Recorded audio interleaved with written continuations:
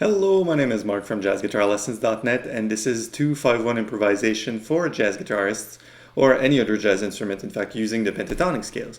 So recently there was a series of 5 blog posts and video where we discussed what are pentatonics, how to apply them on the entire fretboard, and then we started to look at chords. How can we use different pentatonics on major chords, minor chords, half diminished chords, altered scales, altered chords, and stuff like that. So we can have the links here, hopefully with the magic of the YouTubes. So now today I felt a bit guilty because I gave you all these applications, but I never gave you anything to work on a 251, the playlist 251. So today we're going to take a look at the 251 in the key of C. As one of my teachers in Montreal would say, the people's key. We're in C major. The chords are D minor 7, G7, and C major 7, obviously.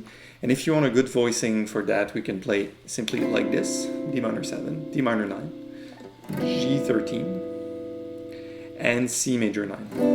This is if you want a comp, right? But today we're going to look at 3 ways we can take pentatonic scales and have a different choice for each one and make playing on the 251 sound really cool and really modern. So let's jump in right away. Oh, and one last thing I wanted to mention. Today's another video where we'll get to play together. So I'm going to solo for 8 bars, show you the idea, and then I'll let you play. You'll have the backing track so you can play and try those ideas yourself. Always remember, this stuff is always on blog.jazzguitarlessons.net. You can find the backing track also, or you can punch in the backing track in iReal Pro or Band in a Box or something and just have the 251 the key of C. Alright, so let's get playing. The first pentatonic application on a 251 that I want to do is to use 3 pentatonic scales that are a half step apart. So on D minor, we will use A minor pentatonic. This guy. This 5th position kind of scale that everybody knows. On G7, on the next chord, we're going to use the same scale half step up. So B minor, B flat minor pentatonic. Something like that. And on the C chord, when we're done, we're going to use B minor pentatonic. So A, B flat, and B. That's B. So I repeat: A minor pentatonic, B flat minor pentatonic, B minor pentatonic. A, B flat, B. Be careful though, because you'll hear that on the B minor pentatonic, we're on C, we have this note. So it outlines a C major 7, sharp 11, Lydian type of sound. It's good, but if you feel like this note wants to go to G, you can always resolve it. I mean, even if it's not within the pentatonic scale, if you hear it, you play it, right? Before we get playing, what I really like about these ideas is on a tune, you can certainly use that. And when you're bored or when you have other ideas, you can always fall back on the stuff you already know, your scales, your arpeggios, your licks, your runs, but you can use pentatonics just a little bit to give a bit of fresh air, all right? So I'm going to solo 8 bars on the 251 in C, then you solo 8 bars, 8 bars, 8 bars, just on that one idea of using A, B flat, and B minor pentatonic. Ready? Tempo is 126. 1, 2, 3, 4.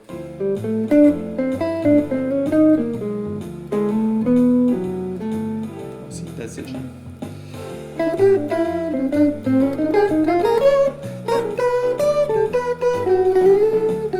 Your turn.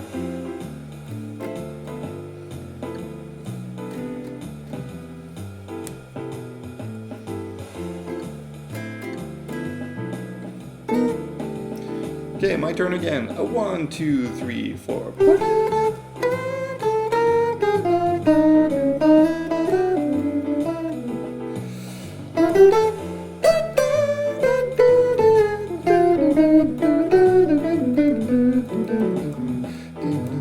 Your turn.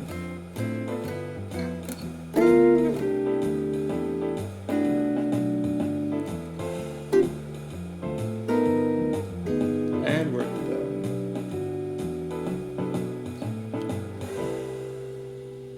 So I find this last idea very practical and a lot of fun, because you don't have to think much. You just take a half step up, and it sounds very modern. I believe I discussed this stuff on podcast 13 a while back, about 2 years ago. In any case, this is the first solution. Now let's look at the second solution, and I really like it too because we do again a half-step thing. It's very simple. On D minor 9 or D minor 7, we will use E minor pentatonic. So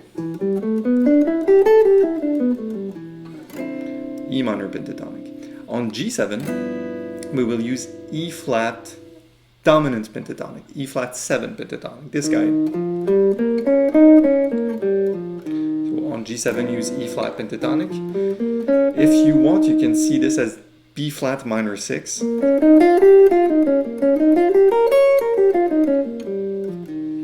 And on C major, go back to E minor pentatonic again. C major, E minor pentatonic. So we're using two pentatonic scales. We use E minor, E flat 7 pentatonic, E minor pentatonic, and come back in. That's it, that's all. Let's try it together with the same backing track. You ready? 1, 2, 3, 4.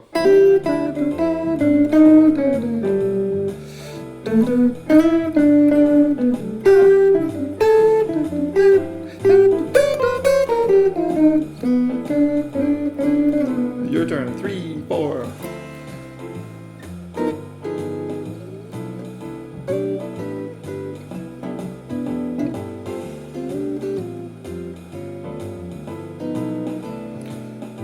My turn again. 2, 3, 4.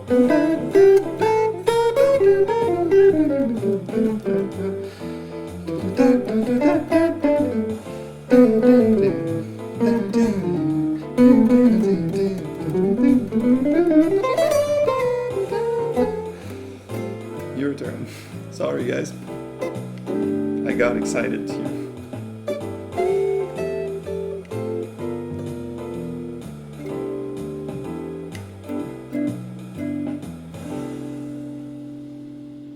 All right, so as you can hear, of course, you can always look at the blog post to see how this E flat 7 pentatonic relates to the G7 chord, how we outline different alterations, how we get the flat 9, the sharp 9. Do we get the sharp 9? No, what do we get? Yes, we get the sharp 9, and you see that you need to approach these tones with care because they're very spicy and very colored. In any case, you can look at the analysis. It's just really cool to apply. And let's look at the third solution for today. And we're going to use 3 pentatonic scales again, very similar to the first one. On D minor 7, use A minor pentatonic again. And on the C major, we'll use B minor pentatonic again. The only difference is that for the G7, on G7, we will use D flat 7 pentatonic, which is a tritone sub. If you know, you use the pentatonic dominant 7 pentatonic from a tritone up, which is very obvious, right? If you want to look at it as A flat minor 6 pentatonic, you could. I prefer to call it D flat 7 pentatonic. So recap, on D minor 7, use A minor pentatonic. On G7, use D flat 7 pentatonic. And on C major, use B minor pentatonic again. Once again, a Lydian type of sound. So let's try these ideas and I'll let you go after. 1, 2, 3, 4.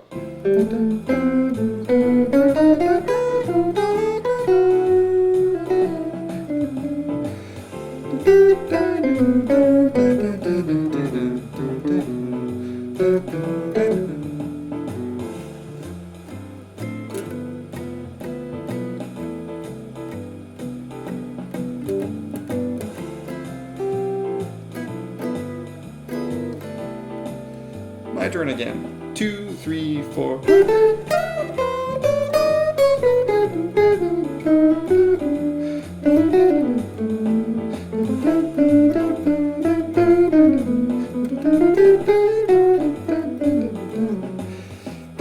Your turn.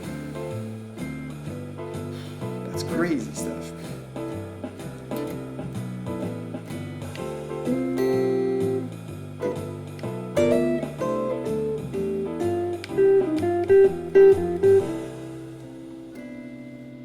All right, so that's it for today. That's all. Of course, we only looked at 3 applications of the pentatonic scales on the 2-5-1.